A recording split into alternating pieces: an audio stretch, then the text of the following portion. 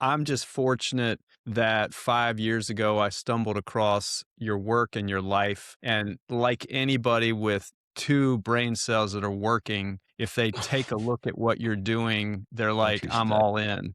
I And appreciate that. yeah, man, I'm telling y'all, whoever's watching, you can't go wrong betting on Micah Johnson.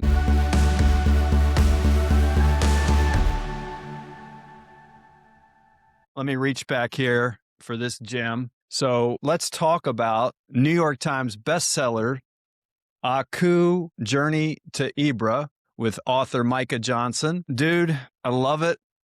Dirk, by the way, shout out to Dirk with the art for this and just his genius. But I want to first start with, how did you make the decision to write this book? What was the story that gave rise to this existing right now in my hand? Okay, so how did I decide to write this book? As you remember, like the chapters started to seed some of that stuff that I really liked, which was like, when I say stuff, like the family connection. That was very important because too many times we achieve our dreams and we forget about the people that sacrificed before us.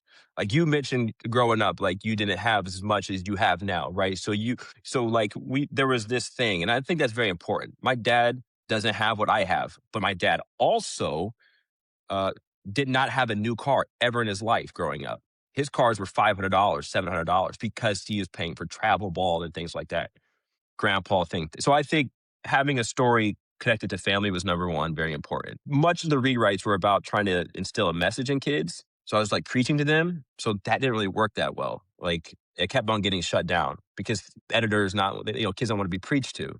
Hmm. Um, and so the adventure part of it came from just creating these different, like working with Dirk for so long, we had this idea of these worlds that like we were just so unique to us. Like we just make weird worlds and stylized stuff. So we knew this wanted to be an adventure. And then at that point, it's just years of just years of trying to figure out a story. And like taking, yeah, that worked. Let's just stay with that. This works. Let's stay with that. And then like over years, just kind of putting it all together at the end. So you've got the character Aku, which again was born in 2020, 2021. And as you talk about the chapters, what you're referencing there is there's 10 collectible digital tokens, NFTs, that are short video clips, some as long as 2.5, 3 minutes, I believe chapter 8 is.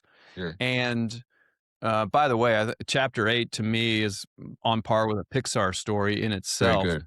Very impressive. But all of them kind of give a glimpse into the life of this character, Aku, this young boy who dreams of being an astronaut or going to outer space. And I'm curious about your encounter. Like you said, this somebody took a chance on you. How did that meeting even come about when you had no experience prior to that with writing a novel? What was that like? I mean, I'm glad we're having this conversation because you know how hard it is to write a book. Like you know, like this is what you do. You've written far more books that have been more successful than anything I'm doing right now. So for someone you've always appreciated. You've always told me about this whole process. Like you kind of kept me level headed to appreciate that it's happening. That you got an opportunity, like with a publisher and things like that. And because sometimes you can feel like you're not doing enough, right? Yeah. Or not grateful. You're not grateful because you want to do more. You need to do more. We talk about that a lot. Uh, the meeting became about because I had a coloring book that I was trying to sell that we made. It was augmented reality coloring book. And I thought it was a cool concept. And I would preface this by saying my superpower is that I'm naive to a lot of things. I don't go on the internet and your example about the curiosity thing, I only get curious once I've latched onto something. I'm not on the internet. So we did this augmented reality coloring book, and I just thought we can go in there and sell them this book because it was so cool. No chance. I didn't understand that like one hit wonder books that kids can only use once and you can't even get them in the libraries is not a thing. And so they liked the story, and I talk like this, like I'm hype, and they liked the energy, and they went back and forth, and we looked at. They didn't want to do a picture book. They thought the audience was older than a picture book, and so it was between a graphic novel and middle grade book. And the graphic novels gave me headaches. I couldn't like figure out how they worked together. Mhm. So the only option was a middle grade book, and that's how it happened. That's so cool, man. I've loved seeing this past week, and we're recording this again on March 13th. And your book's been out not even 2 weeks, I believe, as we talk. It was a Um, week.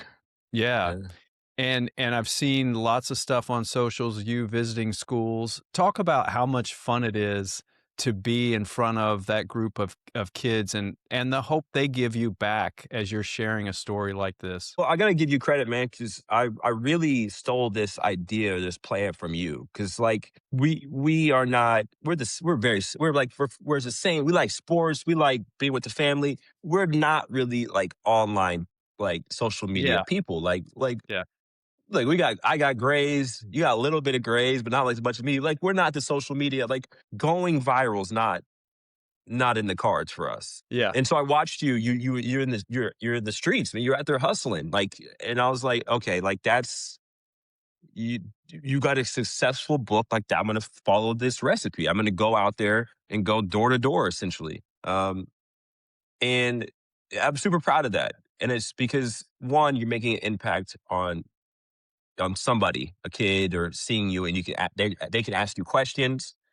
Um, and get real time answers from about baseball, about art, all these things. That's important. I quite honestly don't even talk about the book when I was out there visiting schools because I don't want to sell them. I'm not trying to sell these kids on buy this. I wanted them. I don't even bring the book sometimes. I wanted them to just like, hey, we're talking about chasing dreams here, you know. yeah. And I think that's what has been super fun. And I think that's for us. I think it's the most impactful thing that we can do. Yeah. Well, I appreciate that, Micah, but you're definitely making your own way. I'm just fortunate that 5 years ago I stumbled across your work and your life. And like anybody with two brain cells that are working, if they take a look at what you're doing, they're I like, appreciate I'm that. all in. I And appreciate that. yeah, man. I'm telling y'all, whoever's watching, you can't go wrong betting on Micah Johnson in any endeavor. Um, I'm just so proud of what you've accomplished here. But I know that it's just the beginning, and I know that you receive that not like pressure, because again, we talk about that athlete mindset. There's things already percolating in your mind, but I want to ask a couple specific questions about the book and the the first part is, what is your favorite part in this story without any spoilers? The favorite part is the beginning, Okay. because when you're doing a debut book, you need to capture. It's like a series. You got like this generation. You got to catch them like that. So the idea of it being a exciting, exhilarating, action-packed beginning. It's a video game. Now the kids are like, "What the heck is going on?" Like I thought we were a Uh-huh. video game. Now the video game. That's cool. Honestly, that's it. Because like once you get in that groove, you're gonna find that pocket. But the beginning part is the hardest part to even like. That's the hardest part. Like Yeah. Yeah. like you got to start. So I think that's the part I actually enjoy the most. It's really clever for those who haven't read it yet. At the beginning of the book, it opens with an action sequence as though the characters are inside a spaceship and they're going down.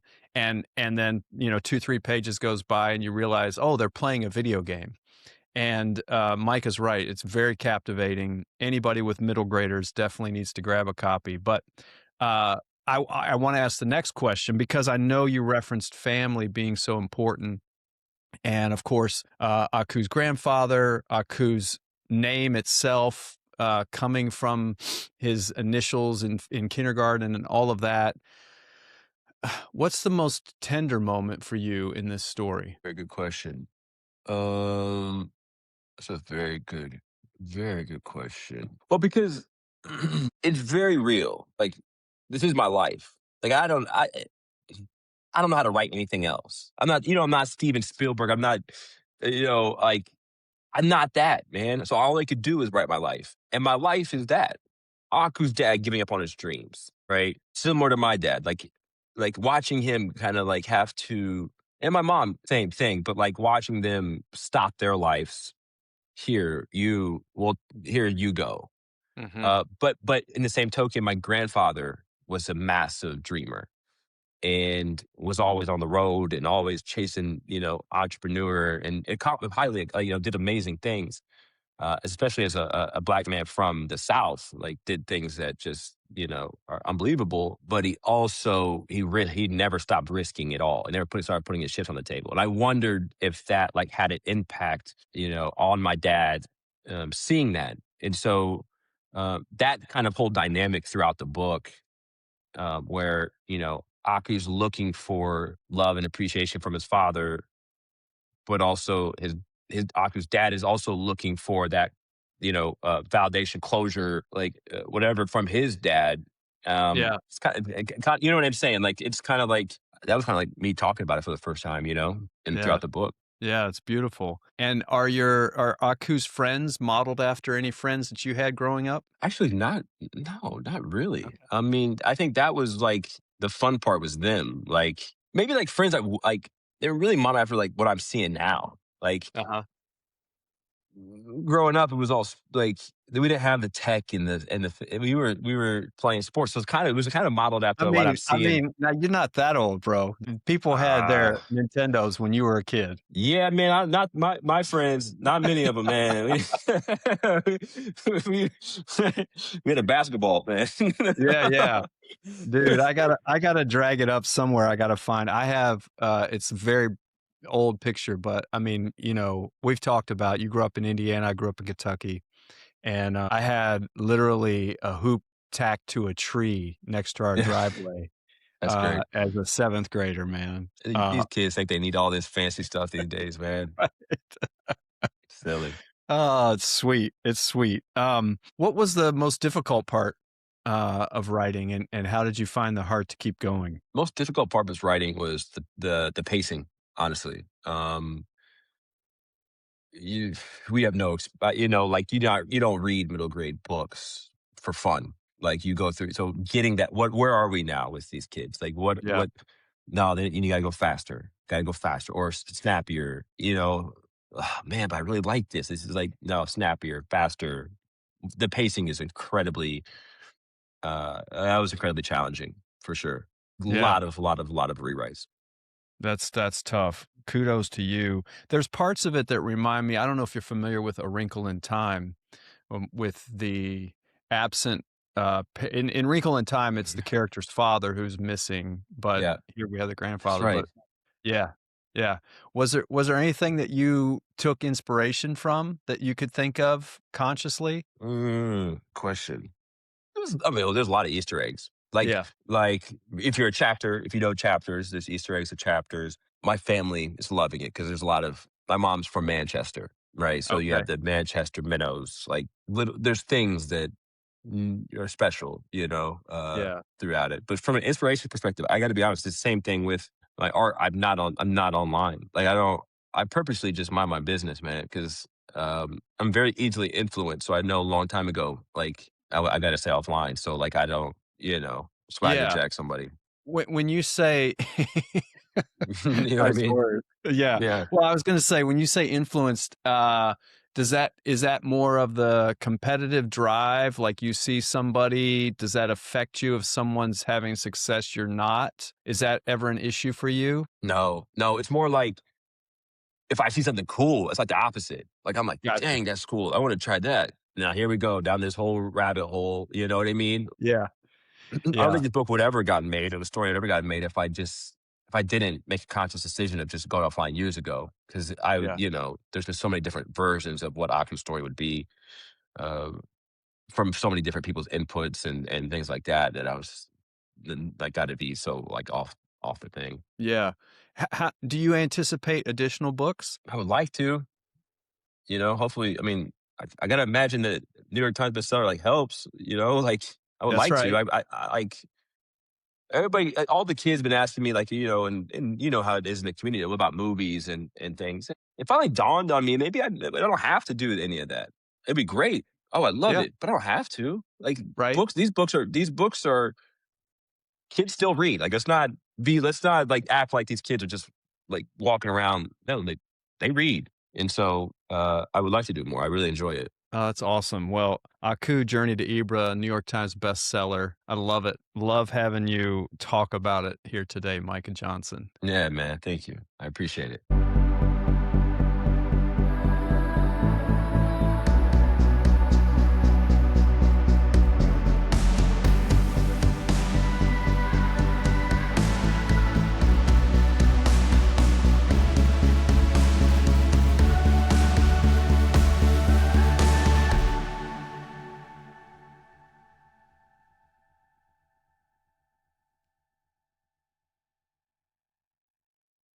Today's episode of The Plunge is sponsored by none other than an excerpt from Micah Johnson's New York Times best-selling middle grade novel, Aku, Journey to Ibra.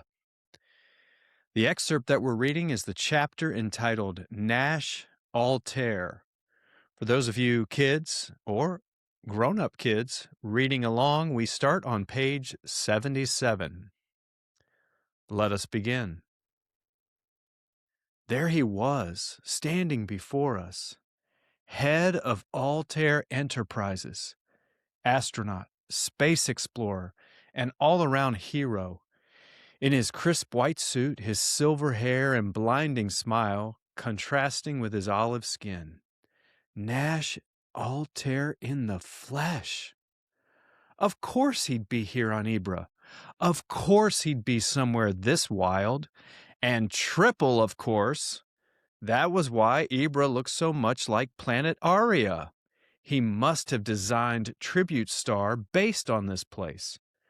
My friends looked just as surprised as I did. A blast behind us made us continue toward him, and the fear gripped me again. The soldiers raced to meet us, guns at the ready. Concern knit Mr. Altair's face. What's the meaning of this? Are you kids all right? Those soldiers are out there trying to turn us into dust, Benji yelled, pointing. The soldiers moved in, but Mr. Altair held up his hand, motioning for them to stop. You needn't worry. These folks work for me. I'm sure this is all just a big misunderstanding. The soldiers relaxed. Thank you, sir, I said, feeling a wave of relief wash over me. We were in the presence of a god, the person who'd led the first manned mission to Mars. What are you doing here? I asked him. I've traveled through space to Ibra to build a city of the future. What do you think? Nice, right? And I've only just begun. He held out his hands, gesturing around the street. Not bad, Benji agreed. It's awesome what you've done with the place, sir, I added quickly. We're huge fans, Trey blurted, straightening his eyeglasses. Totally awesome. Just curious, how are you keeping the floating islands up?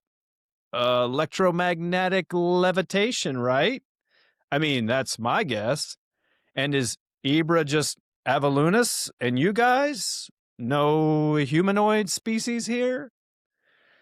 I'm afraid it's just us and the Avalunus on Ibra. And yes, something like that, young man. Mr. Altair gave an easy smile. I'm curious to know how you three got here and what it is you're doing here. Mr. Altair led us into a makeshift office tucked inside a half-finished building with exposed pipes snaking across the walls. Once inside, he gestured for us to sit in folding chairs while he sat at a desk. Then he slid a tray of cake pops toward the three of us. Please, help yourselves. Dope! Thanks, Benji said, grabbing one. Trey and I each took a cake pop too, but I was too excited to eat mine. Instead, I rolled and unrolled the ends of my backpack straps out of habit. Trey bit in and grinned. This is so good. Is it a Ibra delicacy? Mr. Altair smiled. No, actually it's Starbucks. I began to nibble at my vanilla cake pop. He leaned across the desk. So what happened? Where did you come from? I launched into the story of how my grandpa had gone to work one day and never come back, and how I'd found his space helmet, which we'd used to teleport to Ibra, and how I'd hoped to find him. The whole time, Mr. Altair listened quietly, his kind eyes soft with concern, the lines of his face deepening. Halfway through the story, I paused. Could I please have another cake pop, sir? He gently pushed the tray toward me. Absolutely. Then he fixed me with a sympathetic smile. Your grandpa being missing for an entire year must have been hard on you. I took a bite from the cake pop and gave a small nod. It's been hard on my parents, too, especially my dad. He nodded understandingly. I can only imagine. Have you seen Aku's grandpa, or do you know where he is, sir? Trey asked. I'm afraid I've not seen nor heard of anyone here who isn't with my team. I do hope you find him. This planet is a large one and full of places he could be. If there's anything I can do to help you, please let me know. He leaned back in his chair and stroked his goatee. So this helmet you mentioned, what became of it? An Avaluna stole it. That's how we ended up being chased by your lizard brain soldiers, Benji explained. Mr. Altair stared thoughtfully into the distance. So, the helmet is lost. Yeah, I said, feeling ashamed. We need to find it right away. Mr. Altair's expression turned grave. Don't worry. I've got my best men on it. They'll find it in no time. He motioned toward the doorway. Before I knew what was happening, a whistle sounded and the soldiers marched in, standing at attention. Mr. Altair's eyebrows lowered until his eyes were dark pits. Take the children to the retention tower. A knot formed in my gut. Mr. Altair, what are you doing? We need to find the helmet. His kind eyes glistened. One day you'll understand, Arthur. How do you know my name? I sputtered, my heart racing. He shook his head. Ibra is a special place, and I can't risk you mucking it up. But we won't muck anything up, Trey pleaded. Benji nudged me. Aku, soldiers, 10 o'clock. The three of us stood and began to pack back up as more soldiers marched stoically into the room.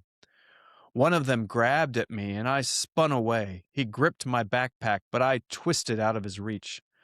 My eyes landed on the web of exposed pipes crisscrossing the wall behind me. I spotted a loose valve near a pipe and yanked it hard. A loud hiss erupted as steam shot out like a scalding geyser and the room was filled with smoke. The soldiers shielded their faces, coughing and shouting in the chaos. I crouched low beneath the level of the billowing steam, then took my friend's hands and darted through the open door. Gunfire erupted behind us. I thought of my parents again, and Rube, and how I'd do anything to see them one last time. With a final push, we emerged onto the street, the cool air hitting my face like a slap.